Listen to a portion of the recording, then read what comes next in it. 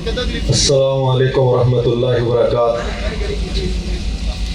الحمدللہ والصلاة والسلام علی رسول اللہ صلی اللہ علیہ وسلم، اما بعد۔ قال اللہ تعالی فی کتابہ المجید: اعوذ باللہ السمیع العلیم من الشیطان الرجیم من حمزہ ونفخہ ونفثہ۔ لقد کان لکم فی رسول اللہ اسوۃ حسنہ۔ سب سے پہلے تو میں رانا محمد اشفاق صاحب کو اتنا شاندار پروگرام سیرت النبی صلی اللہ علیہ وسلم کے ٹائٹل سے منعقد کرنے پر مبارکباد دیتا ہوں، اور ان کا مشکور بھی ہوں کہ انہوں نے اس خیر کے موقع پر یاد کیا۔ اللہ ان کو ہر لمحہ کامیابی عطا فرمائے۔ یقیناً جس طرح آپ دیکھ رہے ہیں، ہماری قیادت الحمدللہ اسٹیج پر تشریف فرما ہے۔ صرف اس پروگرام میں شمولیت کی بنیاد پر چند گزارشات آپ کے سامنے رکھنا چاہتا ہوں۔ اصل گفتگویں ہم انشاءاللہ اپنے رہنماؤں کی سنیں گے۔ اللہ درست بات کرنے کی اور سمجھ کے عمل کی توفیق عطا فرمائے۔ دنیا میں ہر شخص شعوری یا لاشعوری طور پہ کسی نہ کسی کا فین ہے، کسی نہ کسی کو کاپی کرتا ہے، مگر دنیا میں جس بندے کو بھی کاپی کیا جائے اس میں کوئی نہ کوئی کمی، کوئی نقص موجود ہوتا ہے۔ واحد ہستی انبیاء کی ایسی ہستیاں ہیں جن کو اللہ رب العزت نے اپنے حکم کے ساتھ دنیا کے لوگوں کو اپنا رہنما، اپنا رہبر تسلیم کرنے کے لیے وہ ڈکٹیشن دی ہے جس کی مخالفت کی گنجائش نہیں۔ یہ سلسلہ حضرت محمد صلی اللہ علیہ وسلم پر آ کے اختتام پذیر ہوتا ہے۔ آپ کی سیرت میں زندگی کے تمام پہلوؤں کی رہنمائی موجود ہے، لیکن میں سنگل ایک نقطے پر تھوڑے سے وقت میں گزارشات کرنا چاہتا ہوں۔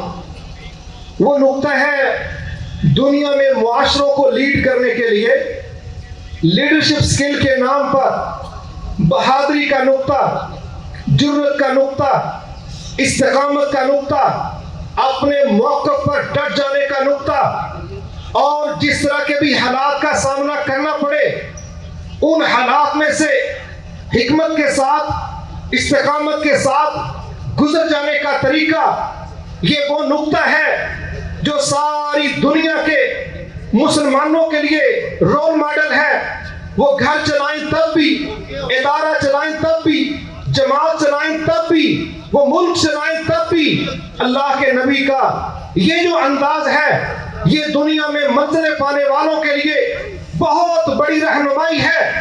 دنیا میں جب ہیروز کو پیش کیا جاتا ہے تو یہ تاثر دیا جاتا ہے کہ ان کا ماضی اس طرح کمزوریوں سے تھا، اس طرح ان کا ماضی کمیوں کے ساتھ وابستہ تھا، اور یہ مسائل تھے، لیکن وقت کے ساتھ وہ ابھر کے سامنے آئے۔ میں یہ سمجھتا ہوں کہ دنیا کے اندر لیڈروں میں سب سے زیادہ مسائل کا سامنا انبیاء کو کرنا پڑا، اور اس کی دلیل خود حضرت محمد صلی اللہ علیہ وسلم کا فرمان مبارک ہے۔ جب آپ سے کسی نے سوال کیا، اے اللہ کے نبی صلی اللہ علیہ وسلم، دنیا میں سب سے زیادہ کن لوگوں کو آزمایا گیا؟ آپ نے فرمایا انبیاء۔ یہ دلیل ہے اس بات کی کہ سب سے زیادہ امتحانوں سے گزرنے والا طبقہ انبیاء کا طبقہ ہے، اور ان انبیاء کو لیڈ کرنے والے، جماعت کروانے والے، امامت کروانے والے اپنے اسٹیٹس کے لحاظ سے سب سے زیادہ آزمائشوں سے گزرے۔ اور کیا سیریل ہے آزمائشوں کی؟ آپ ابھی دنیا میں تشریف نہیں لائے، آپ اپنے والد کے سائے سے محروم ہیں۔ آپ اس دنیا میں تشریف لے آئے، ابھی عمر آپ کی 6 سال ہے تو والدہ محترمہ کی شفقت سے محروم ہیں۔ آپ ابھی 8 سال کے ہوئے تو دادا جی کے سائے شفقت سے محروم ہیں۔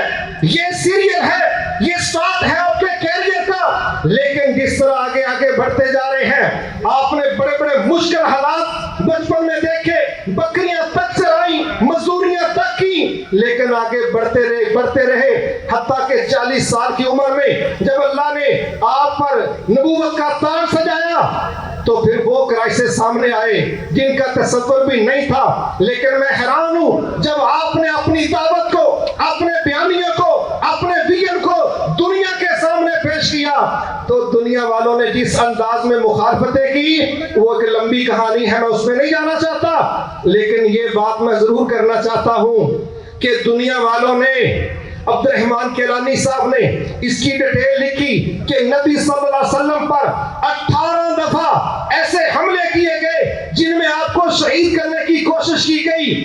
10 حملے مشرکین مکہ نے کیے، 3 حملے یہودیوں نے کیے، ایک بدو نے حملہ کرنے کی کوشش کی، منافقین نے اٹیک کرنے کی کوشش کی۔ 23 سالہ کیریئر میں 18 دفعہ آپ کو شہید کرنے کی کوشش کی گئی، لیکن آپ کہیں بلیک میل نہیں ہوئے، کہیں سرنڈر نہیں ہوئے، کہیں اپنے مشن سے پیچھے نہیں ہٹے۔ ان لوگوں نے بڑے بڑے مذاکرات کیے، ایک پیکج لے کے آگے۔ کیا پیکج لے کے آگے آپ کے چچا کے پاس؟ اپنے بھتیجے کو پوچھ رہے ہیں جو انسانی کمزوریاں ہیں، ویک پوائنٹ ہیں، جہاں بڑے بڑے کرداروں والے گر جاتے ہیں، بڑے بڑے ایسے لوگ جو سمجھتے ہیں ہم دنیا کے اندر مضبوط ترین اعصاب کے مالک ہیں، کوئی لالچ میں سرنڈر کرتا ہے، کوئی خوف میں سرنڈر کرتا ہے۔ اللہ کے نبی کو پیشکش ہو رہی ہے، اگر مال چاہیے اس کے ڈھیر لگا دیتے ہیں، عورتیں چاہیے پسند کی مل جائے گی، اقتدار چاہیے سارے اربوں کا اقتدار دیتے ہیں، لیکن اپنی دعوت سے، اپنے مشن سے پیچھے ہٹ جائیں، دنیا کا کوئی لالچ آپ کو پیچھے نہ کر سکا۔ 2 ٹوک آپ نے اللہ کا پیغام دے کے ان کو کہا کہ جو میرے رب نے آرڈر دیا ہے اس کو قبول کر لو، اگر قبول نہیں کرو گے تو عاد اور سمود کی طرح اللہ کے عذاب کی خبر دیتا ہوں۔ ایک بندے نے مذاکرات کرنے والوں میں سے اٹھ کے آپ کے منہ پر ہاتھ رکھ دیا، کہنے لگے نہ ایسی بات نہ کرو، ایسی بات نہ کرو، اس طرح کی دھمکی نہ لگاؤ۔ ان کو پتا تھا یہ وہ ہستی ہیں یا آج تک انہوں نے جو بات کی ہے وہ پوری ہو گئی ہے۔ بڑے بڑے پیکج لے کے آئے، ایک پیکج کیا لے کے آئے؟ بڑا درمیانہ سا، اے محمد صلی اللہ علیہ وسلم چند دن آپ ہمارے خداؤں کی عبادت کر لیں، چند دن ہم آپ کے خدا کی عبادت کرتے ہیں۔ اللہ تعالیٰ نے 2 ٹوک موقف دیا، نانا ہمیں اس طرح کا درمیانہ راستہ جس میں شرک کی ملاوٹ ہو قطعاً قبول نہیں، رد کر دیا۔ سبحان اللہ، آگے بڑھ جائیں۔ شیب ابی طالب 3 دن نہیں، 3 ہفتے نہیں، 3 سال کا دورانیہ ہے، 3 سال کا۔ آپ خود پریشانی میں مبتلا ہیں، آپ کی قوم کا درد بھی آپ کا درد، اور 3 سال کا پیریڈ ایسے معاشی بائیکاٹ کا، معاشرتی بائیکاٹ کا، دنیا اس کو پڑھ تو سکتی ہے، اس طرح کے حالات کو فیس نہیں کر سکتی۔ یہ باتیں کرنا آسان ہے، پتے کھائے گئے، گھاس کھائی گئی، چمڑے بال کے کھائے گئے، یہ باتیں تحریروں میں پڑھنا آسان ہے۔ 3 سال تک اس طرح کے حالات سے گزرنا اور اپنے موقع پر ڈٹے رہنا، بڑے بڑے مضبوط اعصاب کے مالک لوگ گر جاتے، لیکن آپ نے استقامت دکھلائی، سرنڈر نہیں کیا۔ سبحان اللہ، ایک مرحلہ کیسا آیا، ایک مرحلہ ایسا بھی آ گیا کہ رسول اللہ صلی اللہ علیہ وسلم کو ہجرت کر کے جب آپ مدینہ تشریف لائے تو دائیں بائیں سے دنیا تیار ہو رہی ہے کہ کوئی روم سے اٹھتا ہے، کوئی ایران سے اٹھتا ہے، کوئی کسی طرف سے، مگر آپ نے کسی کی دھمکی کو خاطر میں نہیں لائے، حتیٰ کہ آپ نے وہ ویژن پیش کر دیا اس دور کی سپر پاور کے ہوم سروس گھر پہنچ کے، جنگ کا وہ بیل بجا دی ان کے گھر جا کے جس کا سپر پاور تصور بھی نہیں کر سکتی تھی۔ یہ بہادر لوگ کر سکتے ہیں۔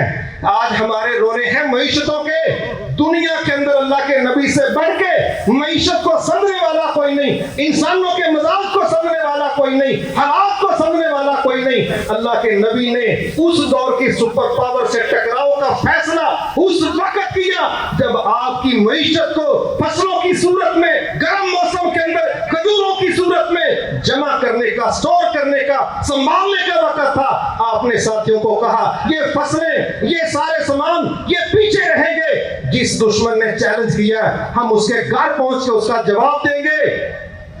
30,000 کا لشکر لے کے اپنی گھر والی معیشت پر توجہ دینے کی بجائے دشمن کے بارڈر پر چڑھ کے اس کو 2 ٹوک للکارا کے آ جاؤ، اللہ تعالیٰ نے پچھلی ہی آزمائش بڑی تھی، اللہ تعالیٰ نے یہاں بغیر لڑے فتح عطا فرمائی.